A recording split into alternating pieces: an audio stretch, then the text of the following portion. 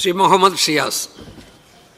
Sir, ഈ ആധുനിക കാലഘട്ടത്തിൽ ഏറ്റവും കൂടുതൽ നമ്മൾ നേരിടുന്ന വെല്ലുവിളിയാണ് ലഹരിയുടെ ഉപയോഗം. പ്രത്യേകിച്ചും കൊച്ചി പോലെയുള്ള ഒരു പ്രദേശത്ത് ലഹരിയുടെ ഹബ്ബാക്കി മാറ്റാൻ വേണ്ടിയിട്ടുള്ള വലിയ ശ്രമങ്ങൾ നടന്നുകൊണ്ടിരിക്കുകയാണ്.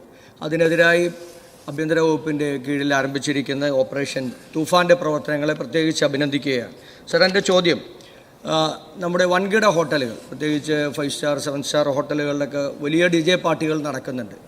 ആ പാർട്ടികളിലും അതുപോലെ തന്നെ ചില യുവ സിനിമ പ്രവർത്തകർ അവരുടെ നേതൃത്വത്തിൽ നടക്കുന്ന സിനിമാ സെറ്റുകളിലുമൊക്കെ ഈ ലഹരിയുടെ വ്യാപനം ഉണ്ട് എന്നുള്ള വാർത്തകളെല്ലാം വരുന്നുണ്ട്. അപ്പോൾ അവിടെയെല്ലാം ഈ പരാതികൾ പരിശോധിച്ച് നടപടി സ്വീകരിക്കാൻ തയ്യാറാകുമോ എന്നുള്ള ചോദ്യമാണ്.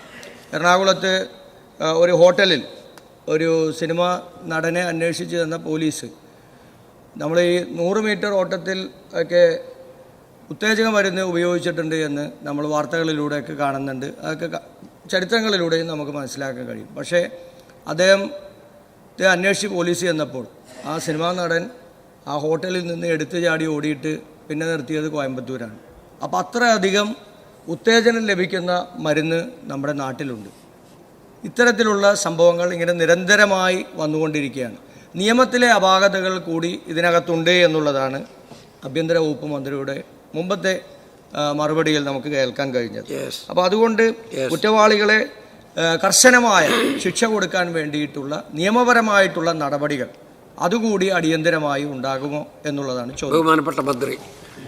സർ, മുഹമ്മദ് ഷിയാസിൻ്റെ ഈ ചോദ്യം വളരെ പ്രസക്തമാണ്. നമ്മൾ ഈ പദ്ധതി ആരംഭിക്കുന്നതിന് മുമ്പ് തന്നെ ഒരു വാർണിംഗ് എല്ലാവർക്കും കൊടുത്തിരുന്നു. കേരള പോലീസ് സജീവമായി നിരോധിത പുകയില ഉൽപ്പന്നങ്ങളോ മയക്കുമരുന്നുകളോ വിൽക്കുകയോ ഉപയോഗിക്കുകയോ ചെയ്യുന്ന ആളുകൾ അത് ഉപേക്ഷിക്കണം, ശക്തമായ നടപടി ഉണ്ടാകുമെന്ന്.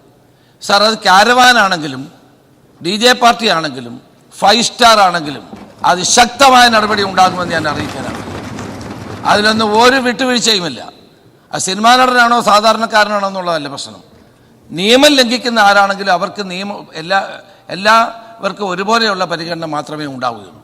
ഷിയാസ് ചോദിച്ച ചോദ്യം ആ ഹോട്ടലിൽ എനിക്കറിയാം, ആരാണെന്നും എനിക്കറിയാം, അതൊന്നും ഞാനിവിടെ പറയുന്നില്ല. അപ്പം നമുക്ക് സമൂഹത്തിലെ എല്ലാ വിഭാഗം ജനങ്ങളെയും, സർ, തുഫാൻ വാരിയറുടെ ആദ്യത്തെ തുഫാൻ വാരിയർ ആയത് പ്രശസ്ത സിനിമാ നടൻ ശ്രീ മോഹൻലാലാണ്. ഇപ്പം ധാരാളം പ്രമുഖരായ ആളുകൾ, എല്ലാവരുടെയും പേര് പെടാൻ സമയമില്ലാത്തതുകൊണ്ട് ഞാൻ മുന്നോട്ട് വരുന്നുണ്ട്. അപ്പം നമ്മളെല്ലാ മേഖലയിലുള്ള നമ്മളെല്ലാവരും, പ്രതിപക്ഷവും ഭരണകക്ഷിയും എല്ലാവരും ഒരുമിച്ച് ചേർന്ന് മുന്നോട്ട് പോയാൽ മാത്രമേ ഭാവി തലമുറയെ രക്ഷിക്കാൻ നമുക്ക് കഴിയൂ എന്നുള്ള ഒരു ചിന്തയോടെ നമുക്ക് പ്രവർത്തിക്കണം എന്നാണ് എൻ്റെ അഭിപ്രായം.